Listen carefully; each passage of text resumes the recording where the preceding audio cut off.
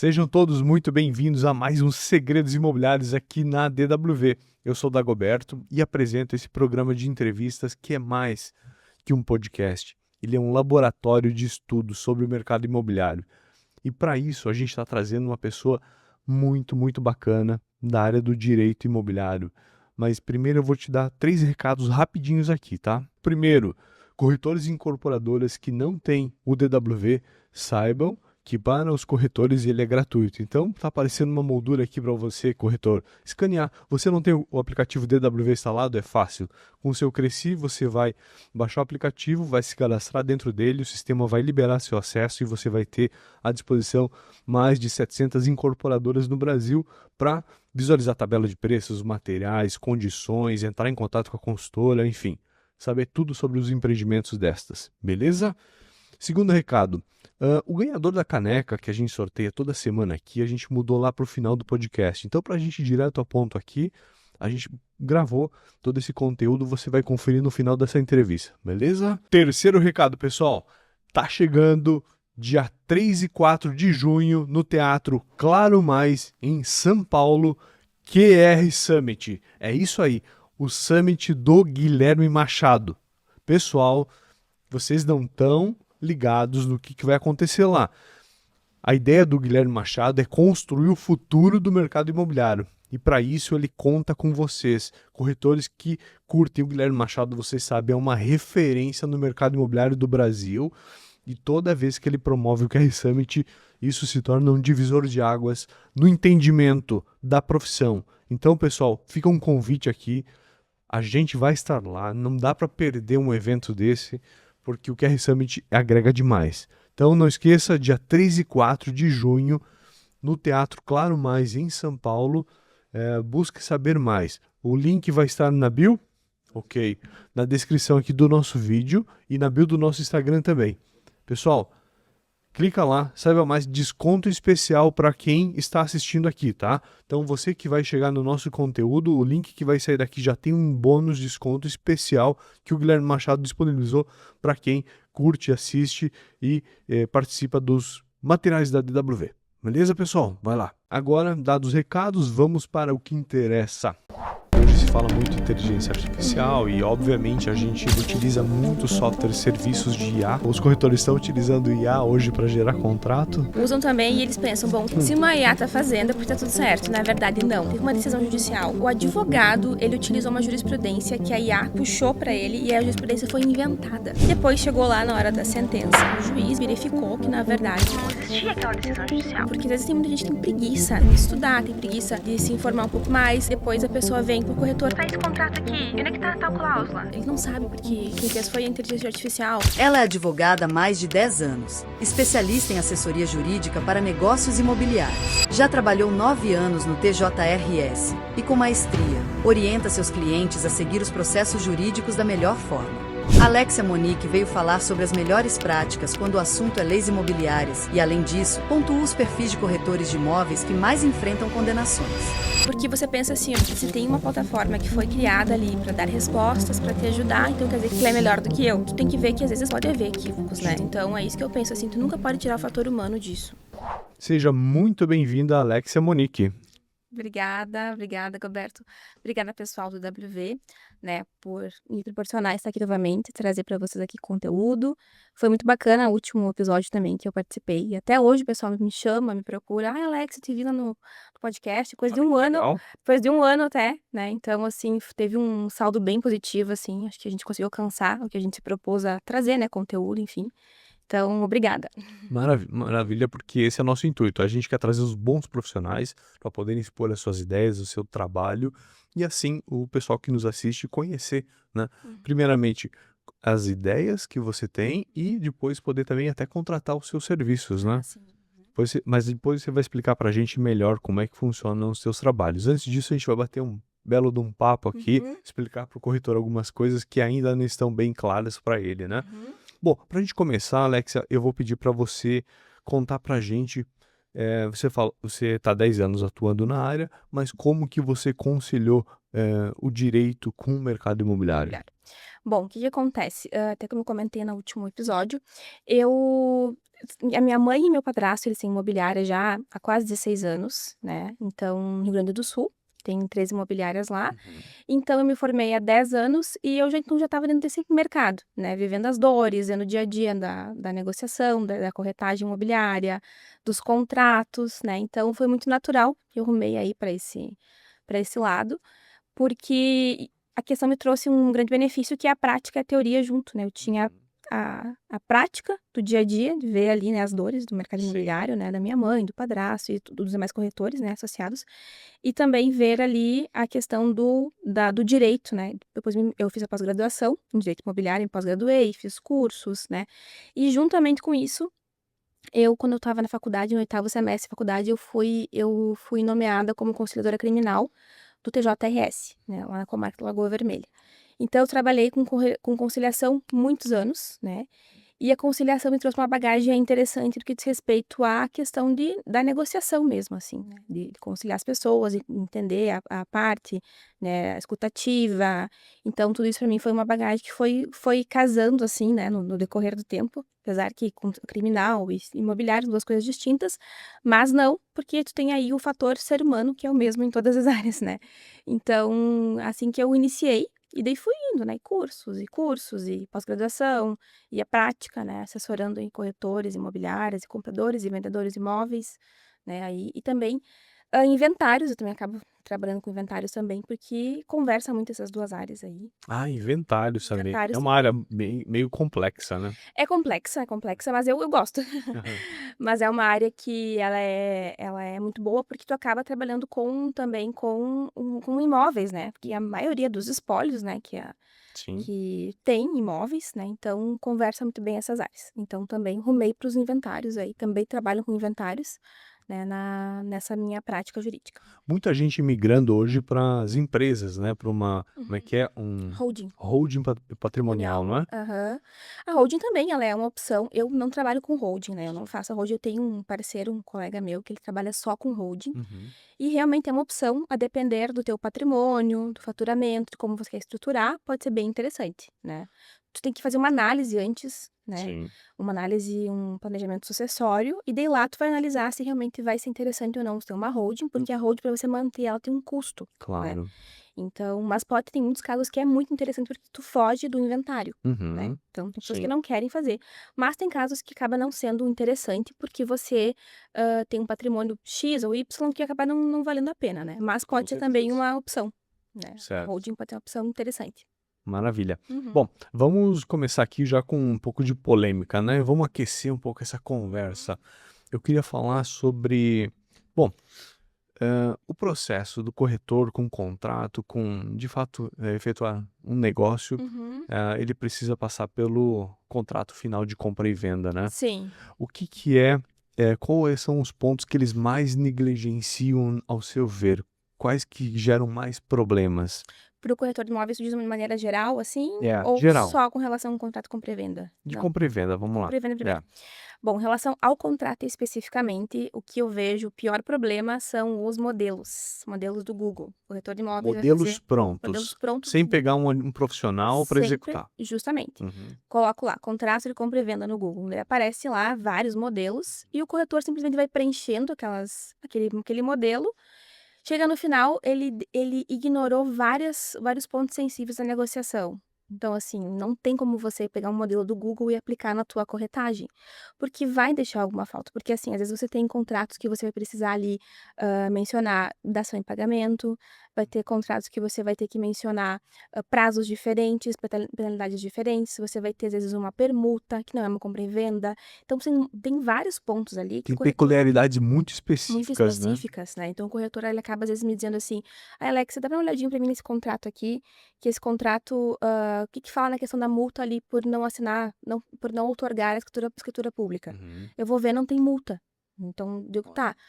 Eu digo assim: "Olha, não tem multa, e agora?". Daí a pessoa fica assim: "Tá, e agora?". Eu falei: "Agora Não tem o que fazer. Porque, assim, é esses contratos padrões que você pega na internet. A Sim. pessoa vai lá, posta ali, porque para dar engajamento no site dela, enfim, mas não é para você se basear. Então, esse é um erro muito comum que eu vejo. Contratos, assim, que de uma folha só, que às vezes, assim, tu olha e tu pensa, não, a pessoa não assinou esse contrato aqui, né? Não. Quando Uhum. você vê, assim, é um absurdo, assim, negociando patrimônio de mais de R$ 1 milhão com um contrato, assim, que o primo que tá no primeiro semestre de direito lá digitou, entendeu? Não tem como, sabe? Sabe que eu vejo, bom, a gente tem a nossa plataforma DW, né, toda baseada em tecnologia, e hoje se fala muito em inteligência artificial e, obviamente, a gente utiliza muitos sistemas, muitos softwares, serviços de IA Uhum, para N funções do aplicativo e uhum, para nossa operação também. uhum, Mas justamente pelo fato da gente utilizar, a gente identifica que a inteligência artificial ela não consegue, cumprir do ponto zero até o final do processo. Precisa sempre ter a mente organizadora. Até a gente conversa muito aqui com o setor de marketing sobre isso, na geração de conteúdo.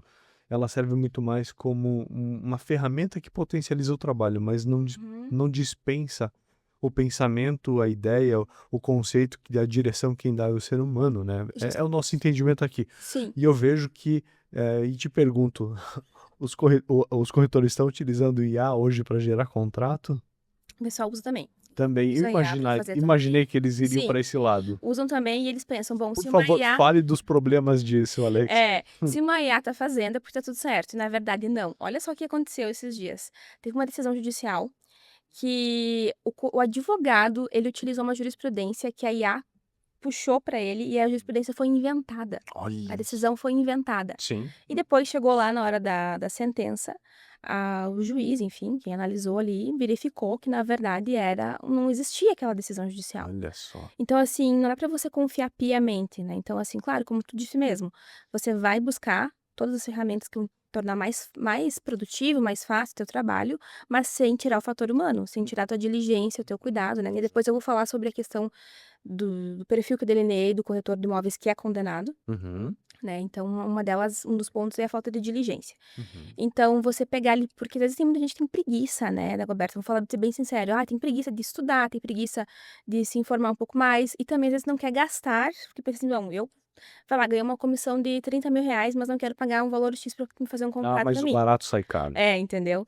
E assim, às vezes, aí depois a pessoa vem, tá, o corretor, tá esse contrato aqui, onde é que tá a tal cláusula? Ele não sabe, porque quem fez foi a inteligência artificial, quem fez foi o modelo do Google, né? Ela é muito, desculpa soar um pouco arrogante, mas eu não quero ser arrogante, eu quero, é o entendimento que a gente tem da nossa plataforma de usar constantemente a IA. Aham. Ela é programada para dar uma resposta que parece ser verdadeira, É, né? justamente.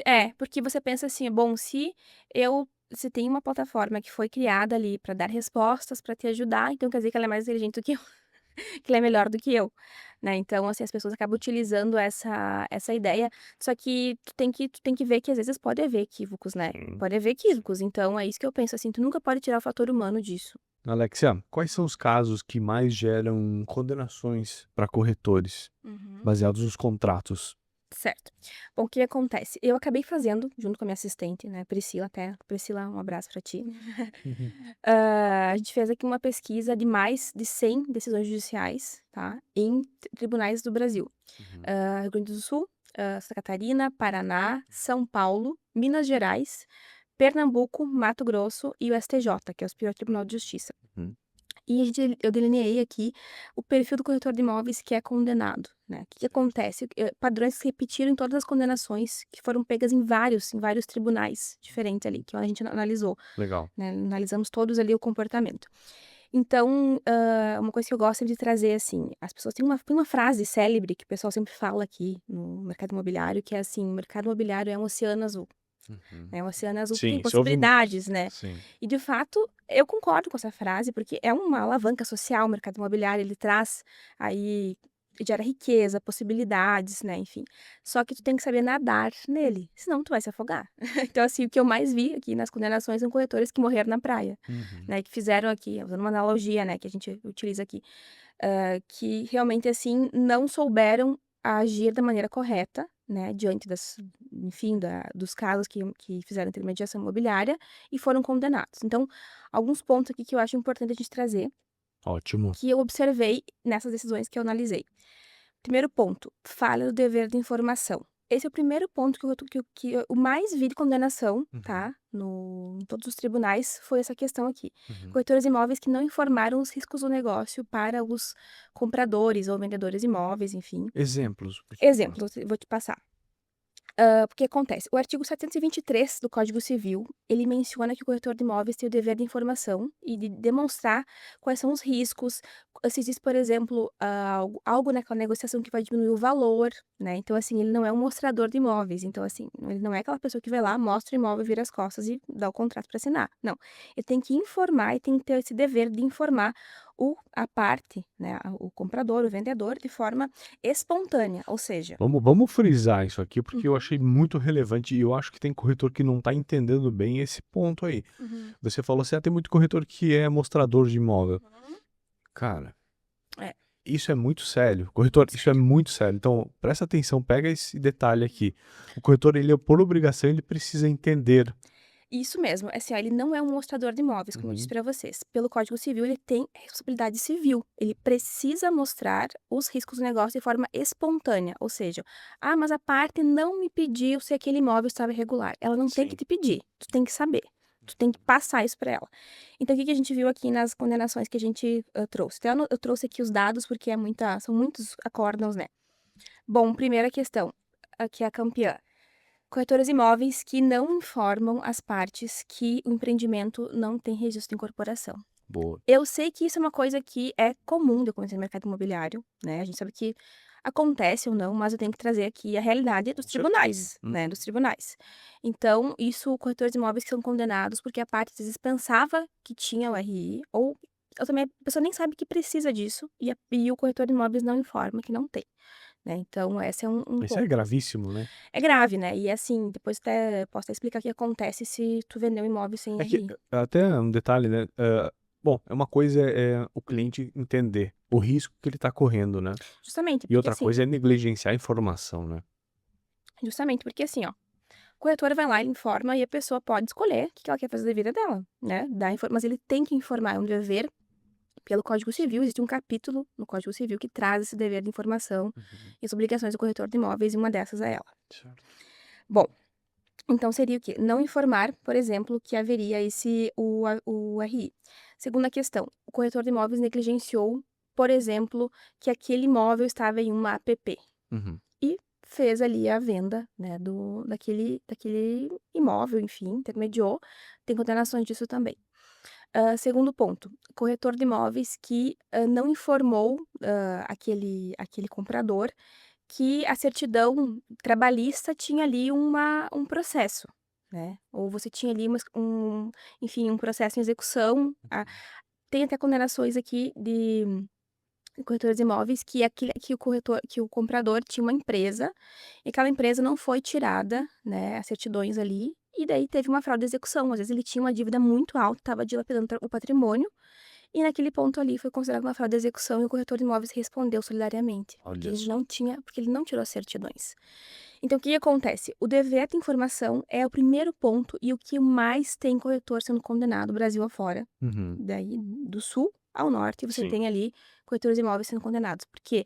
Porque quando a pessoa procura o corretor, ela pensa, bom, isso eu já ouvi muitas pessoas falando, eu procurei o corretor porque eu queria as coisas certas, sabe? Então, assim, o sentido, eu fui procurar o corretor porque eu sabia que ali eu tinha confiança que ali eu ia ter alguém que ia me auxiliar, entende? Porque senão a pessoa simplesmente ia pegar e ia, né, não precisava ter corretor ali, tu entende? Para mostrar só o imóvel, entendeu? Então, é o primeiro ponto, dever de informação. Segundo ponto é a diligência, né, que eu comentei com você. Que eu também observei vários casos, né, condenações, que o corretor não foi diligente. Primeiro, corretor de imóveis que vendeu, isso é uma condenação que aconteceu no Tribunal de Justiça eu não lembro agora, acho que é Santa Catarina, não lembro, mas depois eu posso até passar para vocês, quem quiser, estiver vendo aí, Se lembrar, a lista. depois coloca no comentário. Isso, eu posso até passar a lista das jurisprudências que eu tenho ali, tem até o link delas, para dar uma olhadinha. O pessoal vai comentar. Isso. Depois, quando o vídeo postado, você vai lá e pode... corretor de imóveis, que ele vendeu uma unidade afirmando que tinha mais vagas de garagem do que realmente tinha. Uhum. Falta de diligência. Ele não sabe quantas vagas de garagem tem naquele Nossa. empreendimento. Uhum.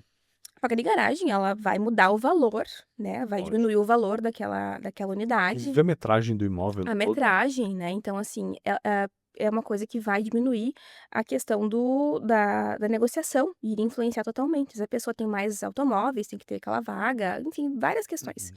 Então, tem condenação. Imobiliária que vendeu o lote errado do empreendimento. Por exemplo, tinha o lote número 15 da quadra 7 do empreendimento Vivendas do Sol. Inventei agora, tá? Não sei. Mas Mas deve ter. deve existir, né? E ele foi lá e vendeu o lote 20, né? E a pessoa lá pagou e depois não era aquele lote, entendeu? Falta de diligência. Esse é o mínimo, é o mínimo que as pessoas têm que ter, essa cautela, né? Corretor de imóveis que vendeu imóveis com metragem errada, anunciou com metragem errada. Sim. Isso acontece muito. Às vezes a pessoa compra um terreno ali, ela precisa que tenha, sei lá, 1.000 metros quadrados por um projeto X. Chega lá, sei lá, tinha menos, né? Teve um caso que eu atendi uma vez de um corretor uma imobiliária, na verdade, que eles venderam um terreno e na matrícula tinha uma servidão de passagem. E eles não viram. Eles olharam a matrícula e eles não ignoraram, na verdade. Caramba. Daí a parte comprou, né? O comprador, né, fez aquela compra, chegou lá para construir e tinha aquela limitação. Lógico. Daí o que eles foram fazer? Foram lá na imobiliária. Olha, como é que vocês não me falaram que tinha isso? Porque era um pessoal do interior, enfim. Então, às vezes, até a pessoa pegou ali aquela matrícula, mas nem é todo mundo que entende o que é uma matrícula, Sim. né? Tudo ali, uma verbação de servidão de passagem. A pessoa nem sabe o que significa isso, mas é uma limitação o direito de construir.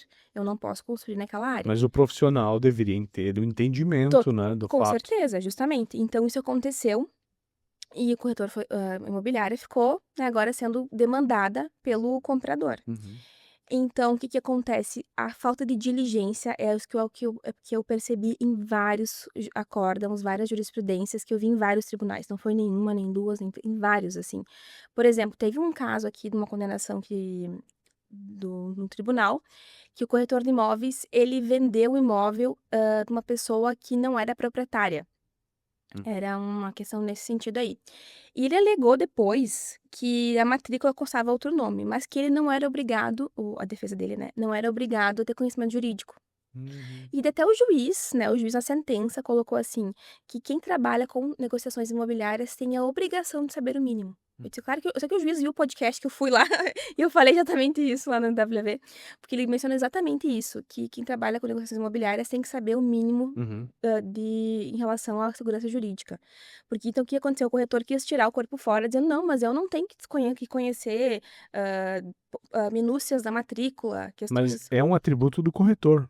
Sim, Diligência, só para ficar claro aqui, para quem não está familiarizado com o termo, é sobre pesquisa, investigação. cuidado, Cuidado. cautela. É a cautela, assim, eu estou vendendo um imóvel, estou vendendo uma casa Uhum. de alvenaria de 300 metros, ela tem 5 banheiros, chutando aqui, nenhuma casa de 5 banheiros, só por favor, não tem 5 Grande banheiros em essa casa, né? Não tem uma casa com 5 banheiros, dá muito trabalho pra limpar. Mas é uma casa, enfim, X, tem essa metragem, tem a matrícula, ela tem tá averbada essa casa ali, então quer dizer, consta aquela construção averbada na matrícula, Sim. consta, então, tá tudo certinho. Que não há uma servidão passando no Não tem terreno. dando passagem, isso é justamente. Tá tudo certinho ali, não tem uma verbação, não tem de penhora, né? Não tem alienação fiduciária, que é o financiamento, por exemplo, Ah, né? Então, assim, são coisas que a pessoa tem que saber o mínimo. O Uhum. corretor tem que saber o mínimo. Até porque o que acontece? Chega ali a parte para o corretor, às vezes o advogado não tá junto com ele o tempo todo ali, Claro. né? Então, ele chega ali e pede, o que quer dizer isso aqui na matrícula aqui, ó? AV.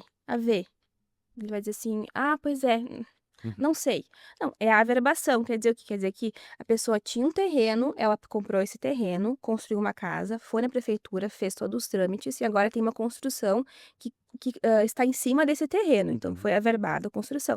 São coisas mínimas, sabe? E essa cautela o corretor tem que ter. Por isso que eu digo assim, tá muito inseguro com relação àquela negociação? Tenha um advogado seu, parceiro, né? E você vai ligar, mandar a matrícula. Olha, tem alguma coisa errada nessa matrícula? Eu tenho clientes Isso meus que eu que ia fazem isso. perguntar, até Aham. desculpa te Não, cortar, mas imagina. o corretor ele tá na dúvida, qual que é o momento certo para ele chamar o profissional para para dar aquela visualizada profunda do detalhe? Eu entendo que, assim, o corretor de imóveis, ele tem que ter processos, né? Então, assim, processos em relação à venda. Vocês trazem equipes profissionais que falam sobre isso, né? Uhum. Brilhantemente. E eu concordo. Mas também tem que ter processo com relação a processos jurídicos. Então, Sim. peguei o imóvel para captar esse imóvel, para fazer anúncio público, oferta pública, para colocar em sites, em plataformas, eu preciso saber se está regular. Então, o que eu faço? Tô com dúvida? Pego a matrícula naquele momento, peço uma matrícula atualizada. Ah, a parte não quer pegar a matrícula atualizada, enfim, pede a visualização só no site, no site dos, como é que é, do registradores. Que lá você consegue pedir a visualização, não precisa ser a matrícula impressa, enfim, é mais barato. Uhum. Tu olha, verifica essa matrícula, tu sabe como que isso tá trabalhando. Porque o que acontece? O corretor de imóveis, às vezes, ele não verifica isso. Chegando no final da negociação, tem um entrave ali, que ele não verificou no início, que compromete tudo. Ah, esse imóvel aqui tá em inventário. Ah, esse imóvel aqui tá em nome de um terceiro. Então, essa terceira vai ter que assinar a escritura pública ou vai ter que passar, vai ter todo um entrave ali, né? Então, você precisa saber no início quando você capta esse imóvel. Então, tá na dúvida? Pegou a matrícula, não tem certeza? Liga pro teu advogado, que é isso que fazem comigo, né? Meus clientes fazem isso, né? Que eu assessoro mensalmente. Olha, dá uma olhadinha pra mim, tem algum problema nessa matrícula? Daí a gente vai lá, né, e Uhum. analisa a matrícula e diz: "Olha, tem esse ponto aqui, né, que tem que estar em atenção, tá tudo certo, pode ir lá, prossegue", né, então Você assim, faz serviço de assessoria contínua e contínua. mensal. E mensal, né, Ah, legal. e também, assim, pontual, alguma questão pontual, assim, a pessoa que não Joia. me conhece: "Ah, eu preciso uma assessoria nesse contrato aqui", Sim. também faço. Então, assim, para que o corretor tenha essa segurança.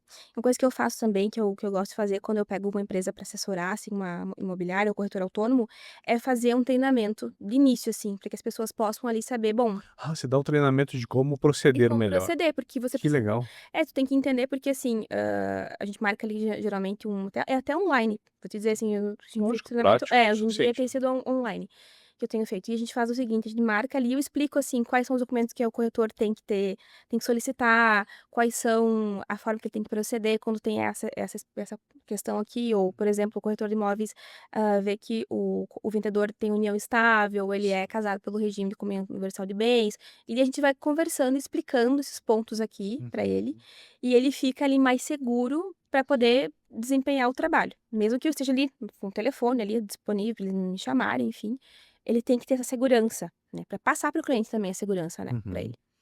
Então é esse ponto, assim, que eu realmente vejo que o corretor, às vezes, ele peca, a falta de cuidado, condenações. Eu acho que o corretor ele deve ser espera estourar o problema para ele ir atrás de um advogado para tentar Sim. amenizar os estragos, né. É, que nem tu falou, é amenizar os estragos, mas já tem estragos, às vezes, né? É. Financeiro, porque foi condenado a perdas e danos, a dano material, dano moral, e também na própria reputação dele, né? Uhum. Porque o corretor, ele vive da reputação dele também. Então, Sim. assim. Falando em reputação, isso é legal, esse ponto, tá, puxar um gancho aqui. Uhum. Você comentou comigo nos bastidores que também presta assessoria para clientes compradores de imóveis, né. Sim, aham. Você tem uma percepção, uma noção de como que um comprador ele nota que o corretor está preparado juridicamente para negociar esse imóvel? Sim, eu vejo. Eu percebi, assim, duas coisas que são bem claras. Primeira questão, quando o corretor de imóveis, ele tenta dar um jeitinho Hum. de, entre aspas, enganar ali aquela parte, sabe? Uhum. Porque assim, o que acontece? A pessoa for comprar um imóvel, valor X ali, vamos dizer, ela vai procurar, às vezes, um advogado, e daí, quando ela chega no advogado e ela conta, ou o corretor de imóveis me disse isso, isso, isso, e o advogado desmistifica fala que, enfim, que ele não falou, que não é correto, Uhum. ou fala, enfim, que ele mentiu, ou que não é bem assim, a pessoa já fica assim, um pé atrás, às vezes ela nem quer mais fazer negociação. E ele nem sabe por quê, né, É, justamente, que acabou o assunto. justamente. Alex, isso é tão profundo, o corretor que assiste aqui, Uhum, vamos pegar esse ponto aqui, ó. uhum. A gente fala que o cliente, muitas vezes, vem profissionais aqui, vendedores excelentes, né? E eles falam que o cliente está ficando muito profissional. Claro. Só que você está trazendo um dado aqui. Aham. A Alexa está trazendo, pessoal, uma informação relevante que é ela está mensurando como que ele está ficando mais profissional e a percepção jurídica que ele tem sobre a sua atuação fica muito perceptível, né? Fica muito evidente Fica para muito ele, né? evidente, porque hoje em dia tu tem muita informação também. Tu tem YouTube, você tem o Instagram, você tem sites, você tem Uhum.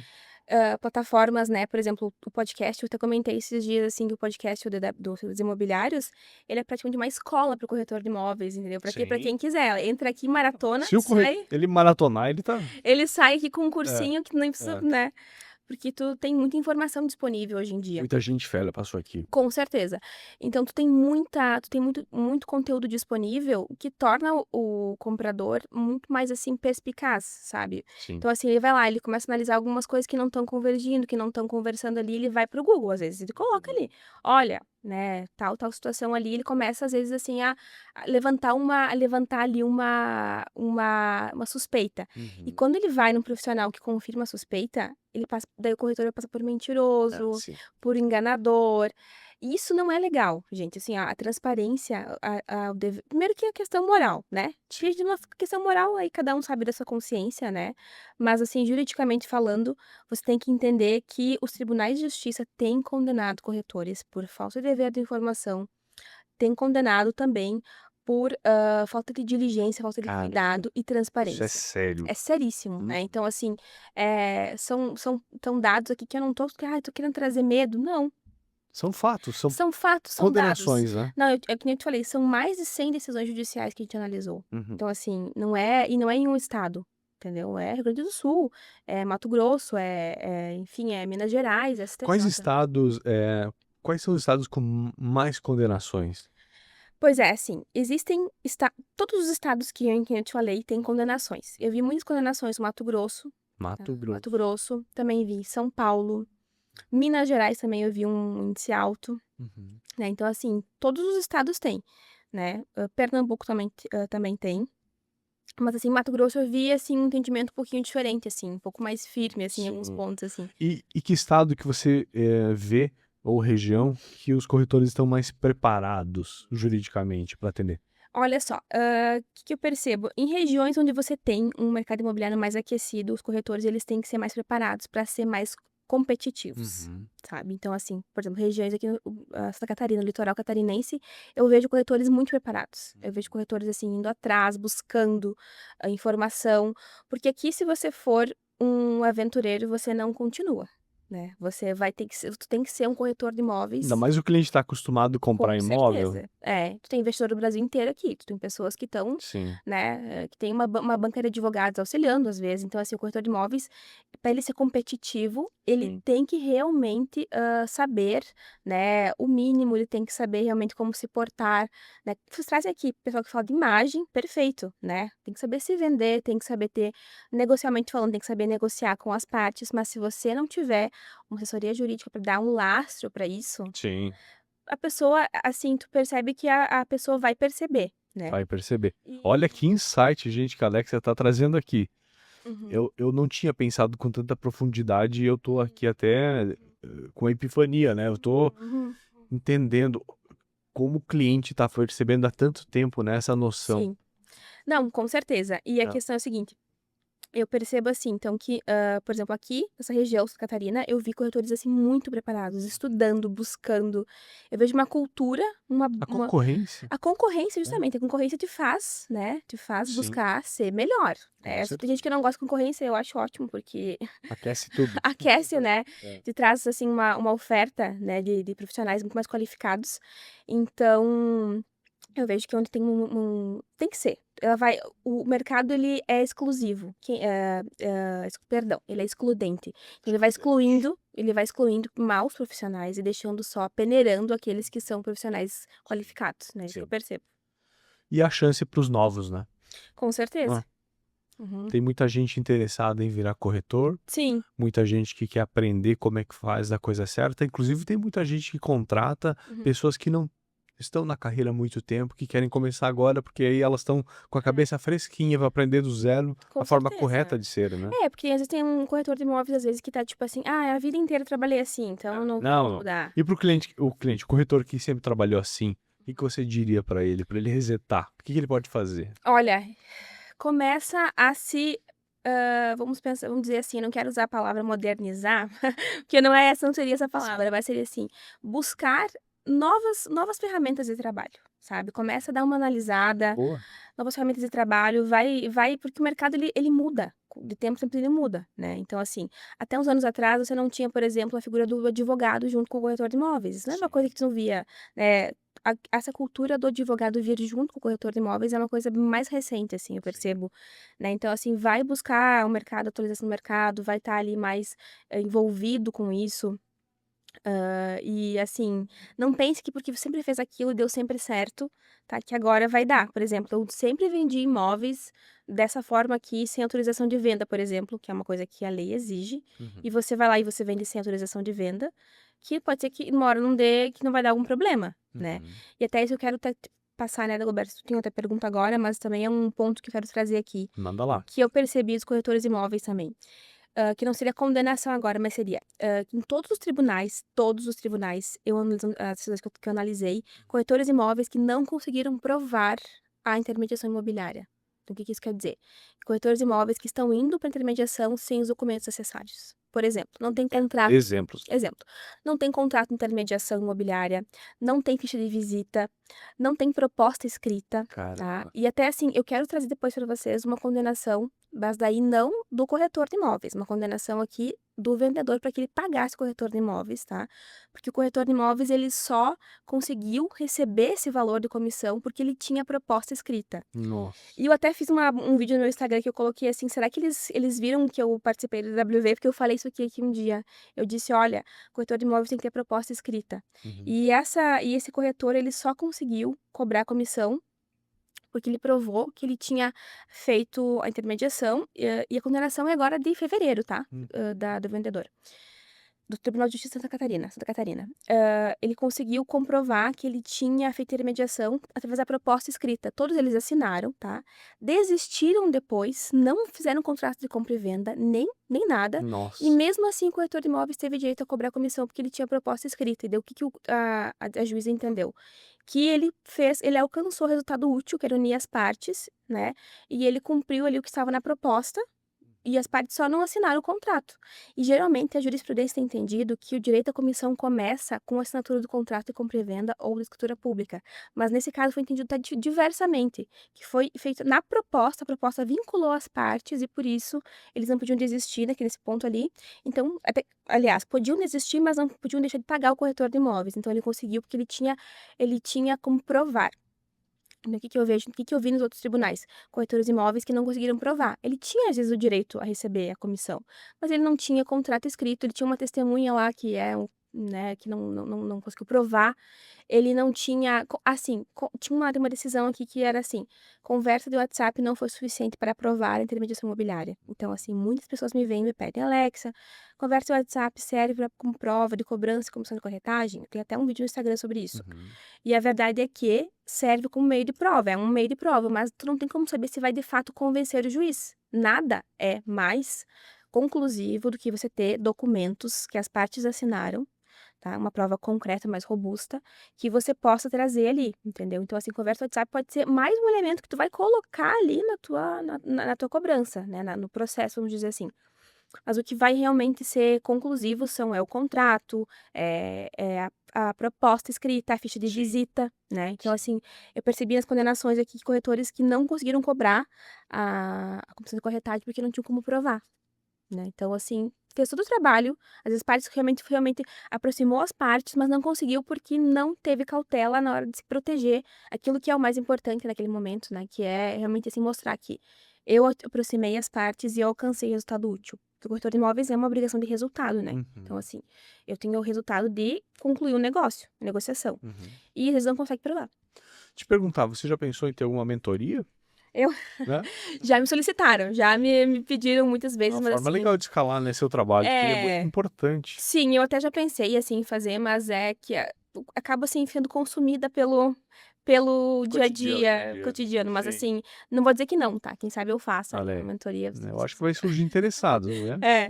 Não, mas é bem interessante, assim, porque eu vejo que são coisas, não é nada absurdo que eu tô falando aqui. Não são, assim, questões complexas, assim, Você tá falando de fatos.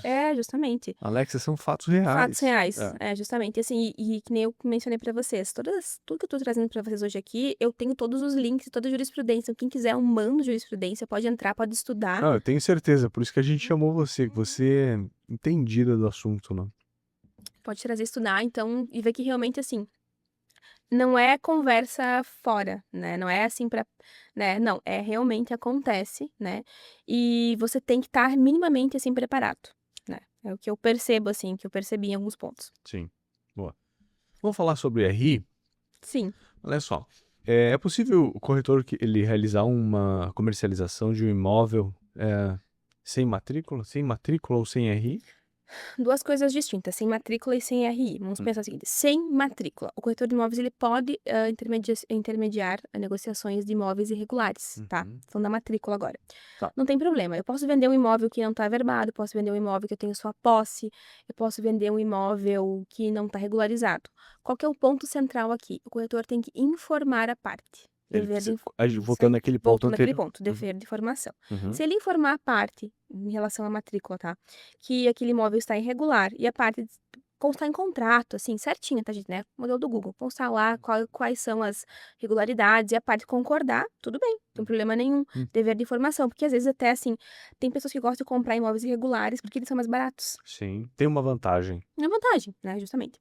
Então, ele pode sim fazer comercialização. Mesma coisa, me perguntaram, Alexa, corretor de imóveis pode intermediar negociações onde é contrato de gaveta, sem tem a escritura pública, né, Sim. documento público? Pode também, desde que as partes concordem e sejam cientes dos riscos. Então, aí que tá, Perfeito. dever de informação, ponto.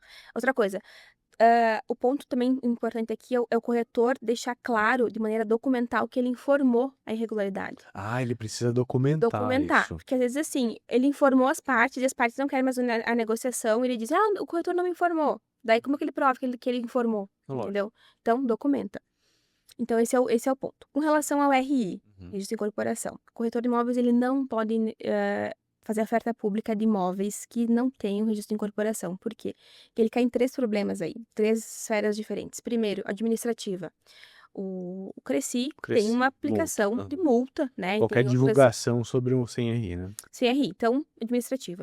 Cível, jurisprudência condenando corretores de imóveis a devolver a comissão ou até mesmo de forma solidária qualquer dano que a pessoa tenha sofrido, até danos morais, condenação. Olha.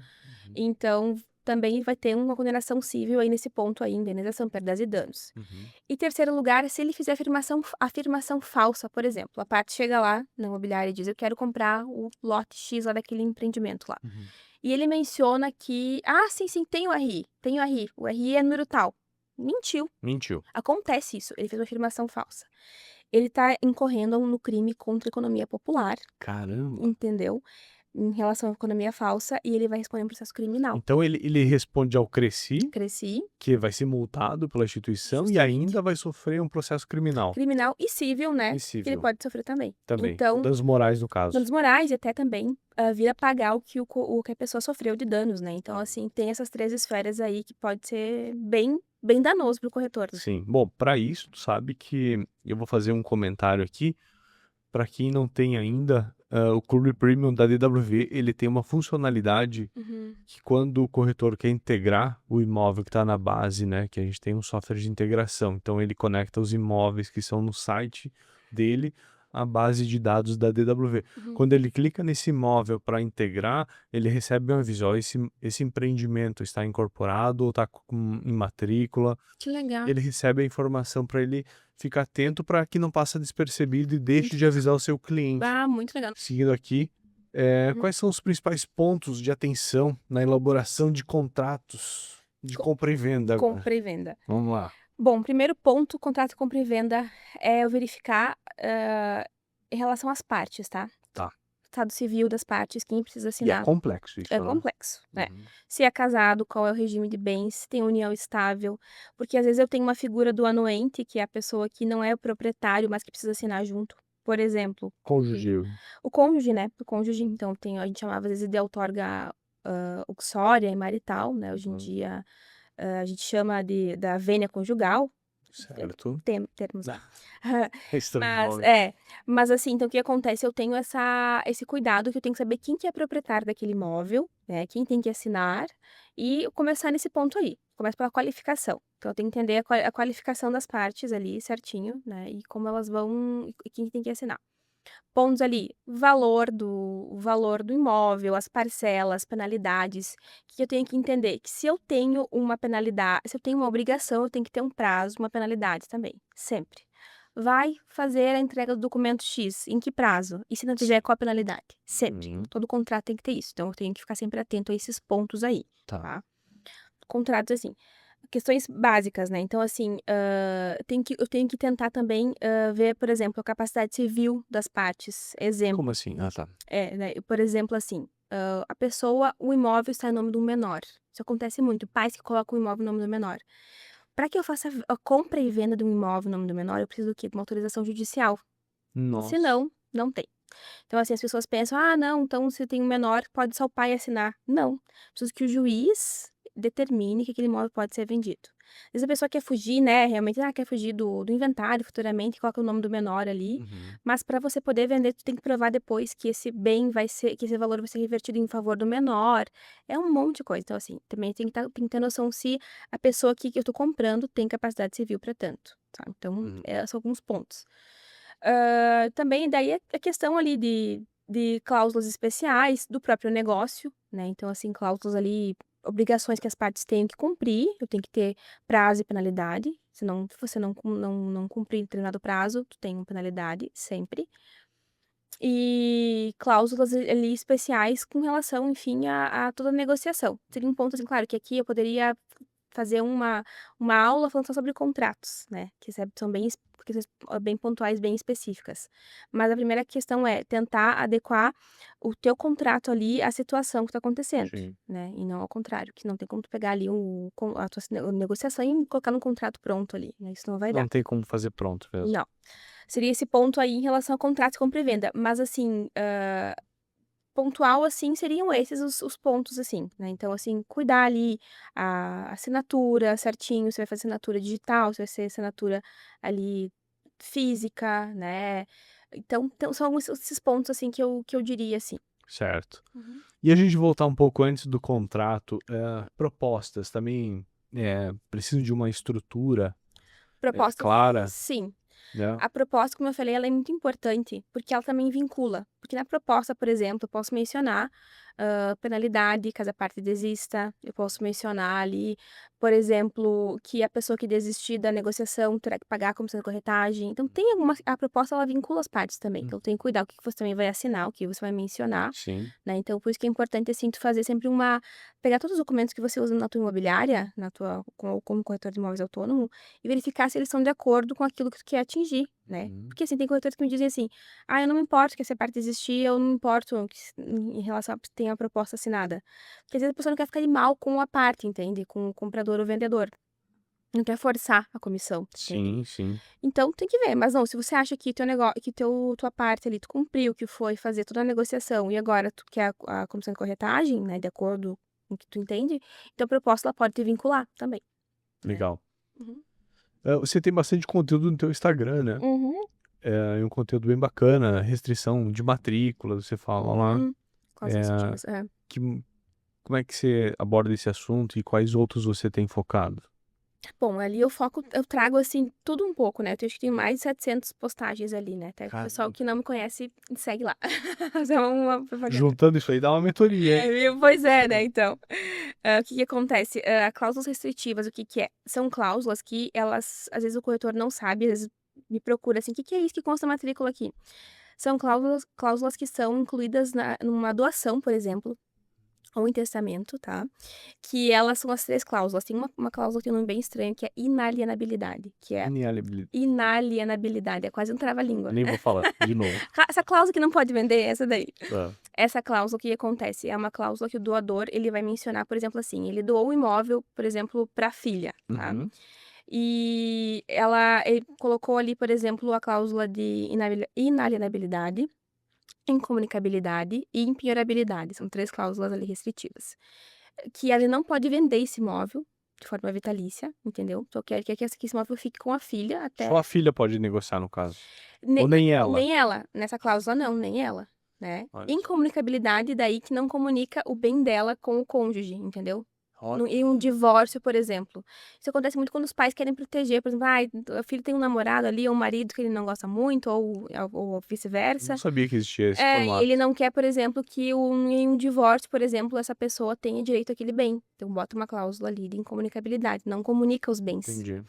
E tem a cláusula também de empenhorabilidade, que aquele imóvel não pode ser penhorado para satisfazer nenhuma dívida daquela pessoa. São cláusulas restritivas, entende?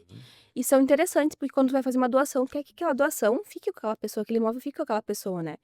Então, por exemplo, assim, pode ser cancelado depois, por interesse do doador, por exemplo. Né? O doador Sim. pode Ele poderia. Pode também. E também em relação à morte, digamos que quem recebeu, faleceu, né? Quem vai herdar esse imóvel vai herdar sim essas cláusulas, pode pedir abaixo dessas cláusulas, né? No caso, quem doou faleceu, Não, quem recebeu, quem faleceu. recebeu É. faleceu. Então, os filhos de quem recebeu, às vezes, né? Sim. Podem receber sim essa cláusula. Ah, Mas é um instrumento interessante, tá? sim. E só que assim, o corretor que vai fazer Nunca ouvi falar disso. É. Que legal. E o corretor que vai intermediar e ver isso na matrícula tem que estar atento. Hum. Tem que explicar pra parte, né? Que às vezes não Sim. dá, enfim. Sim, diligência. Diligência, justamente, É. também. Uhum. Comentar sobre indisponibilidade de bens. Uhum. Ponto importante, olha só. Hum. O que acontece? O que é isso daí?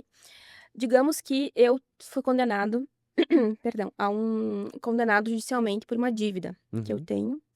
E eu não tenho valores para pagar, eu não quis pagar, numa fase de execução de sentença ali, eu não tenho como pagar. O juiz, ele manda um comunicado para a Central Nacional de Indisponibilidade de Bens, dizendo que os meus bens, eles estão indisponíveis, eu não posso vendê-los. Então, pode ser carro, casa, enfim. Isso nem sempre está na matrícula do imóvel, por quê? Porque hoje o juiz determinou isso, essa disponibilidade, e ele vai oficiar o registro de imóveis para que ele faça, para que ele conste a matrícula do imóvel. Às vezes, demora-se essa comunicação, e eu comprei esse imóvel e não está ali ainda a indisponibilidade de bens. Sim. O que acontece? Quando eu vou fazer escritura pública, eu verifico que tem a disponibilidade de bens, entendeu? E daí eu não consigo registrar esse imóvel no meu nome.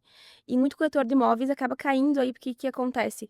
Fizeram ali a negociação, fizeram um contrato de compra e venda, pagaram às vezes pagaram todas as parcelas, enfim, fizeram o negócio até à vista, enfim.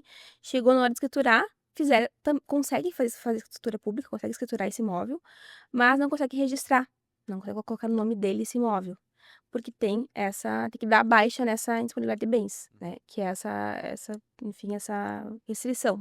E daí o corretor não sabe disso, e daí como é que faz aí? Então tem que explicar ali para a parte que pode haver, né, essa questão e fazer uma consulta prévia, né? Sim, lógico. Ou às vezes assim, eu fiz ali a negociação, escriturei, né, o bem, mas eu não registrei, demorei para registrar em meu nome. Daí nesse meio tempo entra essa restrição ali na matrícula. Uhum.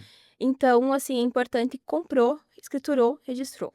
Fora isso, vai correr esse risco, né? Sim. Então, também o corretor tem que Não trazer perca isso. Não, o corretor tem que trazer isso também pro cliente. Uhum. Né? Certo. Essa Não, ideia. interessante. Uhum. Boa. Te perguntar agora. Contrato de incorporação imobiliária. Quais são as cláusulas imprescindíveis para não gerar aí problemas para ambas as partes? Contar a incorporação. O que acontece? A pessoa que vai trabalhar com isso precisa dissecar a lei de incorporação imobiliária, que é a Lei 4.591. Se eu não estou enganada. Tem que entender por quê. Porque ali na lei vai constar até mesmo a forma com que o contrato tem que ser feito. Por exemplo, o contrato tem que ter quadro resumo. Quem vai comprar esse empreendimento, né, vai analisar esse contrato, tem que ser muito simples, muito claro, né, as informações tem todas ali, né, por exemplo, assim, se o corretor de imóveis, quem vai pagar, o corretor vai ser o comprador, tem que constar uma cláusula expressa dizendo que é o comprador que vai pagar e ele tem que concordar com isso, né, então tem que constar ali também. E o quadro resumo também tem que constar, por exemplo, assim, se o incorporador tem que saber, né, que o incorporador ele tem um prazo, porque pode desistir da incorporação. Também tem que constar um prazo ali, tem que ter essa cláusula, o cliente tem que estar ciente disso. Sim. Outra questão, o cliente tem que estar ciente também que depois que tem o prazo para entrega do imóvel, digamos lá, dia 25 de março de 2025, ele teria ali o prazo para entrega do imóvel. Fora isso, ele tem mais 6 meses, caso 180 dias, tá? Que ele poderá atrasar, entre aspas, a entrega do imóvel por previsão expressa da lei de incorporação, né? Então, também tem que constar isso no contrato. Então, assim, ela tem que ser um contrato muito claro, né? E seguindo ali todas as diretrizes da lei de incorporação imobiliária. Porque o que a gente tem que entender, quando a gente fala em incorporação imobiliária, a gente fala em direito do consumidor. E o consumidor, ele tem que ter o dever de informação dele muito claro. E o consumidor tem uma vasta gama de direitos. De direitos, justamente. Então, assim, até assim, por exemplo, se o contrato foi assinado fora da sede incorporadora, ele pode existir em 7 dias, né? E ter... Tá brincando. ele Fora pode da existir. sede da incorporadora. Ele pode existir. Por exemplo, assim, Por que isso? por causa da previsão da lei.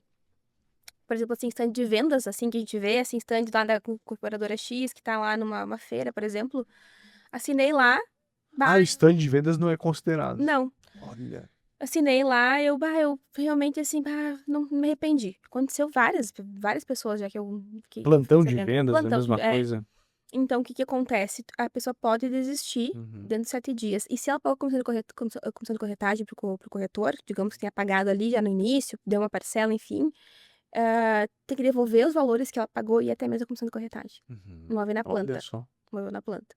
Então, essa é uma coisa que as pessoas não sabem também, mas existe esse direito, né? Deixa eu perguntar para os corretores que assistem aqui se eles assinam o contrato com os clientes lá na sede ou no plantão de vendas, né? É uma boa questão. Então, assim, a lei de incorporação, ela traz isso. Então, são pontos, assim, específicos, né, que o corretor tem que saber e quem trabalha com isso vai ter que dissecar ali a lei de incorporação imobiliária para entender realmente, né, as alterações que tiveram também. A gente abriu uma caixinha de perguntas, né, pessoal? E a gente recebeu algumas perguntas que se repetiram, enfim, mas eu quero trazer as mais relevantes aqui, tá? A primeira aqui, ó. Como faço um contrato de compra e venda seguro e outro para locação? Para locação. Interessante. Então, eu vou abordar agora de locação, né? Porque a gente não comentou sobre isso ainda. A lei de locações é bem específica também, e ela traz algumas regras específicas para imóveis residenciais e imóveis comerciais.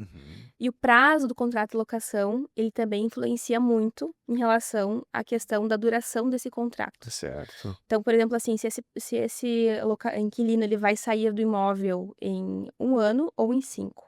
Então, o contrato de locação, a depender do prazo que ele foi feito, ele vai ter enfim, um reflexo aí jurídico. Outra questão, constar de forma muito clara ali deveres do locador, deveres do locatário, né? Por exemplo, se eu vou alugar, por exemplo, um imóvel, eu não posso pagar se eu tenho, por exemplo, assim, uma garantia locatícia, seja caução, seguro fiança, o que for, eu não posso cobrar do meu inquilino um aluguel adiantado. A lei de locações, ela prevê isso. Digamos que eu tenho ali, enfim, alguma questão bem pontual ali. Eu também... Posso falar? Agora eu travei, desculpa. Pode Deixa eu voltar. de novo. Posso... Tá. Deixa eu ver que eu parei, que eu tava pensando. Tá. Então, por exemplo, assim, se eu tenho, por exemplo, um contrato que trata de um imóvel comercial, eu tenho algumas regras que a lei de locações traz. Então, assim, são esses pontos aí que o corretor de imóveis tem que estar ciente. O que eu faço muito? O pessoal tem os contratos padrões que eles usam na imobiliária, por exemplo, eles me mandam e a gente verifica se é de acordo com a lei de locações. Então, tem esse ponto aí que é importante para que as partes estejam analisando. Por exemplo, vistoria. A vistoria do imóvel, né? Os corretores de imóveis, eles têm que ter sempre uma vistoria de entrada, né? Anexa a esse contrato de compra e de locação, porque lá vão constar todas as questões referentes ao imóvel. Por exemplo, se tem a pintura X, estava certinha, se tem, por exemplo, a foto ali de um dano que tem na parede. Mas isso funciona na prática, Alexia? Funciona, sabe? Funciona. Eu vejo muito assim, o que eu vejo é que tem corretores de imóveis que não fazem isso, que não tem, depois chega no final, eles acabam... Não seguem a risca, e aí depois não tem como cobrar do inquilino, né? Eu já vi, por exemplo, assim, eu tive aí um caso locatários que me buscaram dizendo, olha, estão me cobrando tal e tal coisa. Por exemplo, tinha acho que era um móvel que não estava no imóvel lá. E daí eu falei, olha, para a imobiliária, me manda, por favor, a vistoria. Demoraram de me mandar, demoraram. Quando me mandaram, na vistoria não tinha esse imóvel que eles estavam cobrando. Eu disse, realmente não tinha, porque não... E essa vistoria é um documento com fotos? É um documento com E fotos. é assinado por partes? Por partes, tem que ser assinado. Aí sim. que tá um problema também. Eu vejo que tem muito corretor de imóveis que faz a vistoria e não dá pra parte assinar. Daí a pessoa diz assim, Aí é como não ter feito, como né? não tivesse feito. Porque como é que eu tenho certeza que você fez essa vistoria lá naquele momento ou foi agora, né? Então a parte tem que assinar, o locatário tem que assinar ali, dando ciência dele, Uhum. que quando ele entrou, ele tava naquele estado ali o imóvel. Porque às vezes assim, gente que entra no imóvel e destrói o imóvel, né? Então, vou provar que aquele imóvel é destruído, que realmente foi aquela pessoa que fez isso e não estava assim antes. Então, a vistoria é muito importante. E qual é o nível de detalhe de uma vistoria? Fotografa um móvel, tudo, detalhes? São os detalhes, assim, tem pessoas que são especialistas em fazer vistoria de imóveis, então assim, é fotografar cada detalhe, entendeu? Então assim, o chão, o teto, se tem um risco, assim, é todo o imóvel, sabe? Claro, não são minúcias, mas assim, dá uma overview daquele imóvel. E também quem é locatário, quem vai iniciar em uma locação, precisa também ter essa ciência, Sim. sabe? Outro ponto interessante em relação ao contrato de locação que as pessoas não sabem. Existe uma cláusula chamada cláusula de vigência. Por exemplo, se o imóvel for vendido e esse contrato é um prazo determinado, exemplo, 30 meses, 12 meses, e tiver ainda em vigência esse contrato, então eu fiz um contrato ali de 30 meses, eu tô ali há 6 meses, tá? E foi vendido esse imóvel. Uhum. O que acontece? Se tiver nesse contrato uma cláusula de vigência dizendo que, em caso de venda desse imóvel durante a vigência do contrato, a pessoa que comprar esse imóvel terá que respeitar o prazo do contrato do locatário. Aham. Se tiver essa cláusula aqui, tiver ali esse imóvel, esse contrato averbado na matrícula do imóvel, quem comprou esse imóvel tem que respeitar o prazo do contrato. Então, assim, quem faz, por exemplo, investe em imóvel comercial, que vai gastar uma grana ali para montar aquele empreendimento, que vai ter toda enfim, um gasto em cima daquilo, Sim. é muito interessante ter a questão da cláusula de vigência e não sabe, entende? Então, o corretor de imóveis às vezes pensa assim, não sabe desse fato aí, pode passar para o cliente isso e trazer, tipo, mais uma alternativa para tornar aquela locação mais segura, mais viável, né, Sim. para a parte. Então, assim, também é um ponto interessante. Então, o contrato de locação é entender a lei de locações, não cometer erros, né, ou alguma lei que seja, por exemplo, algum contrato seja contrário à lei. Uhum. Vou dar um exemplo para ti. Uma cláusula dizendo que o inquilino não tem direito a comprar o imóvel em caso de venda. O inquilino tem preferência, entendeu? Uhum. Essa cláusula é nula. Então, assim, não adianta você colocar ali e a pessoa assinar. Uhum. Você vai pegar esse contrato e levar em juízo, o juiz vai dizer, não, essa cláusula é nula. Certo. Então, esses pontos, assim, sabe? Uhum. E a questão, assim, corretores de imóveis, tenham um advogado parceiro, por favor. Tenha um advogado parceiro, Acho que porque tá é bem o que claro vai estar agora. bem seguro, que vai te dar realmente segurança, né? Que Sim. tá Alex, uma de acordo. pergunta aqui, ó, pergunta minha. Diga. Depois a gente continua com a caixinha, mas eu queria saber como é que funciona, até para o corretor ficar mais ligado, né, para ter essa resposta quando o cliente dele pergunta, tá, mas e se o inquilino parar de pagar? Uhum. E agora, o que que eu faço e quanto tempo eu espero e quanto tempo demora para conseguir uma ação? Informação. O que acontece? O inquilino, quando ele atrasou um dia, ele pode ser cobrado já. Eu posso ingressar amanhã com a ação de despejo. Não tem um prazo, entende? No dia seguinte? Não tem prazo pra isso, sabe? Uhum. O que acontece? A gente sempre faz uma notificação extrajudicial Uhum. para aquele kit, para aquele por guia mora que a gente fala. E daí depois. Amigável, né? Amigável sempre, né? Primeiramente. E depois pode ingressar assim com uma ação de despejo. Uhum. A ação de despejo vai demorar o que o tribunal, enfim, o juízo, né, demorar para julgar. Se esse contrato não tem garantia locatícia, não tem caução, não tem fiança, não tem seguro-fiança, eu posso tentar pedir uma liminar de despejo, que daí a pessoa, se o juiz julgar, em 15 dias a pessoa tem que deixar o imóvel, entende? 15 dias. 15 dias. Tá. Mas não é 15 dias assim que eu entrei hoje, amanhã. Não, mas eu ia te Não. perguntar, quanto tempo em média entrou Demora. até... Demora. Não tem como eu te dizer, porque assim, Pode demorar 5 anos. pode demorar. Caramba. Porque demora assim, ó, demora a questão porque assim, demora, o juiz vai ter que distribuir esse processo, vai pra mesa do juiz, daí vai fazer todo Não tem nem uma causas parte. rápidas que é mais ágil. Tem o juizado, mas assim, a demanda de processo é tão grande no Brasil qualquer vara do Brasil tem 4, 5, 6, 7, 8, 10 mil processos, que é humanamente impossível uma decisão ser tão rápida. Claro que tem casos, tem varas, que é mais rápido a decisão. Então, assim, às vezes em 3, 4 meses, 5 meses é bem rápido, às vezes acontece. Mas tem casos que demora mais. Depende do estado que você vai ter, que você vai estar, onde você vai ter uma demora maior ou menor. Sim. Mas assim, eu digo, se você for fazer isso dentro do processo, uma liminar de despejo, em 15 dias, quando o juiz determinou. Se ele não saiu, vai o oficial de justiça lá e tira de forma coercitiva até com a polícia. É um negócio bem chato, assim, né? Sim. Mas é uma possibilidade. E acontece? Acontece. Na prática? Acontece. É. Infelizmente acontece, assim. Mas, claro que as pessoas, quando vem eliminar e a pessoa entende que ela tem que sair, ela simplesmente sai, né, do imóvel. Sim. Mas tem casos que as pessoas não, eu não vou sair. E daí, Sim. acontece.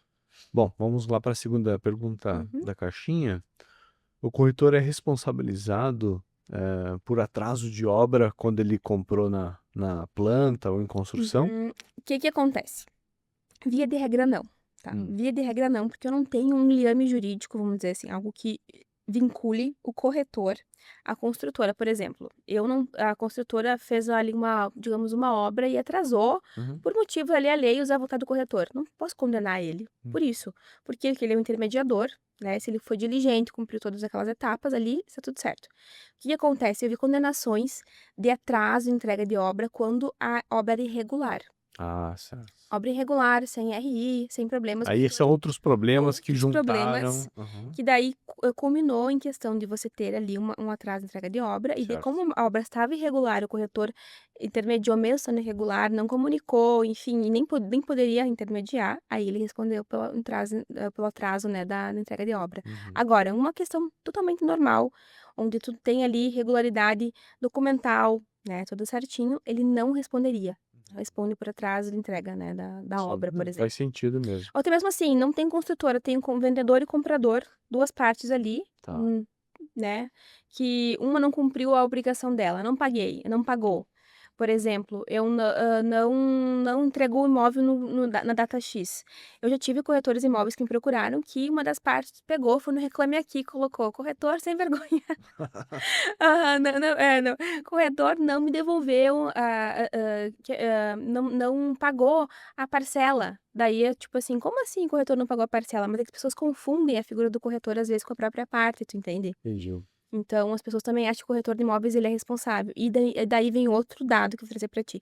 Analisei as decisões dos tribunais e vi que corretores de imóveis muitas vezes são demandados e são absolvidos, tá, em juízo, porque eles foram diligentes, não teve nenhum erro, um erro, enfim. E eles são absolvidos porque eles não têm culpa. Então, quando o juiz vai condenar um corretor, ele nunca é uma culpa objetiva, por exemplo, objetivamente. Intermediou a negociação, tá condenado. Não. Ele vai fazer uma análise de culpa. Então, se tem culpa, é condenado. Então, assim, eu vi várias pessoas que foram atrás do corretor de imóveis em juízo buscar a condenação dele porque teve atraso na entrega de obra, porque a outra parte não pagou, enfim, por vários motivos, e o juiz não vamos condenar, porque, na verdade, não tem liame jurídico aí, não tem nexo causal. Que eu tenho que entender aqui. Se eu tirar a figura do corretor de imóveis dessa negociação aqui, vai continuar o dano? Vai continuar. Então, o corretor não tem nada a ver com isso. Entende? Até porque ele não tem responsabilidade para Justamente. gerenciar uma obra, né? Não, mas as pessoas parece loucura, mas as pessoas cobram, as pessoas chamam até de coisas. E é por esses detalhes que a gente vê o quanto que é importante o nosso programa, né? Entrevistas aqui, porque esse laboratório de investigar os temas, os assuntos que a gente aborda aqui, são justamente para ampliar o conhecimento, porque a gente precisa, né? O profissional precisa. E novos profissionais vão entrando e eles não entendem ainda como funciona, então papos como esses são fundamentais. E obrigado por ter vindo aqui, né? Eu agradeço. Deixa eu te passar a terceira pergunta aqui da caixinha. O que acontece se eu vender um imóvel sem RI? A gente acabou falando, mas um pouco mais... São aqueles pontos ali, né? 3 esferas ali, civil, criminal, Você, administrativo. você precisa comunicar ao cliente, pelo que a Alexia falou, Isto. Aham. precisa deixar ele totalmente ciente da situação, não é?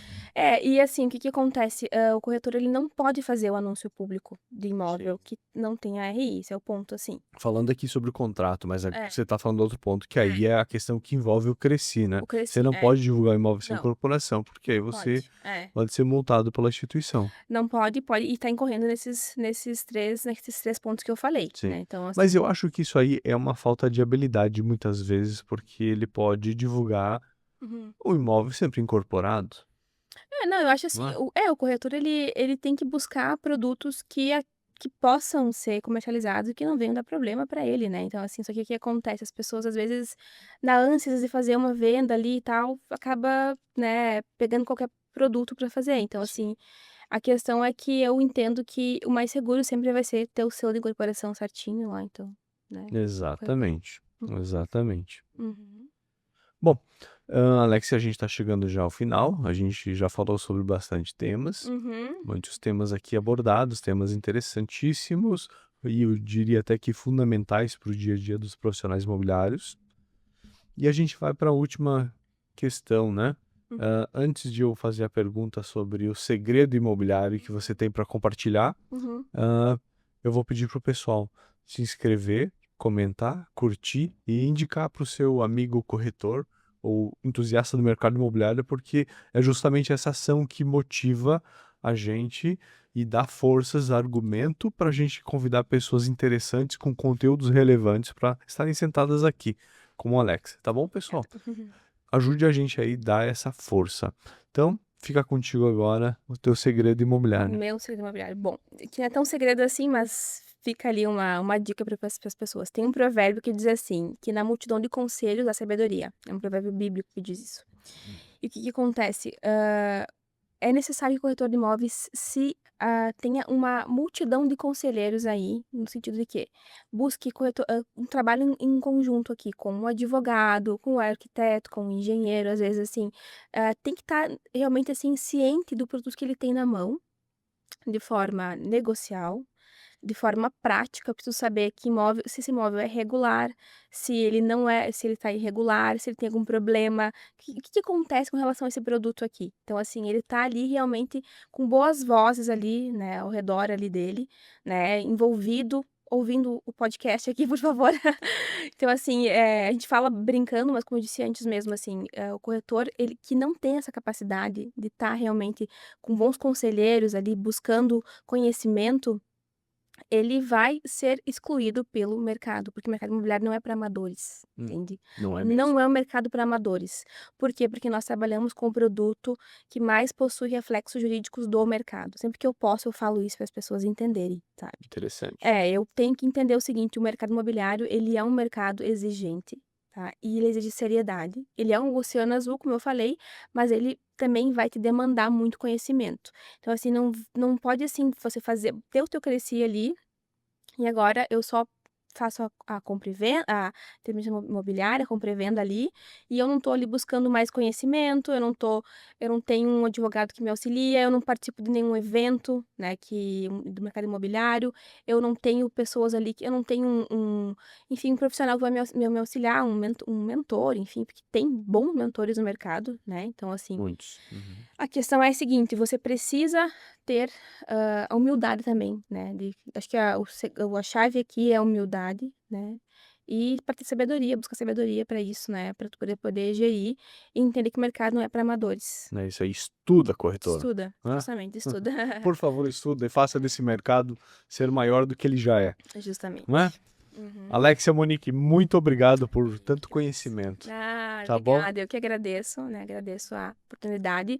Como eu falei, o podcast aqui, ele é um cursinho intensivo para os corretores, então, assim, se maratonar isso aqui, sai, assim, né, com conhecimento muito grande. E eu agradeço porque realmente essa voz, né, que é essa questão da segurança jurídica, é algo que vocês também prezam.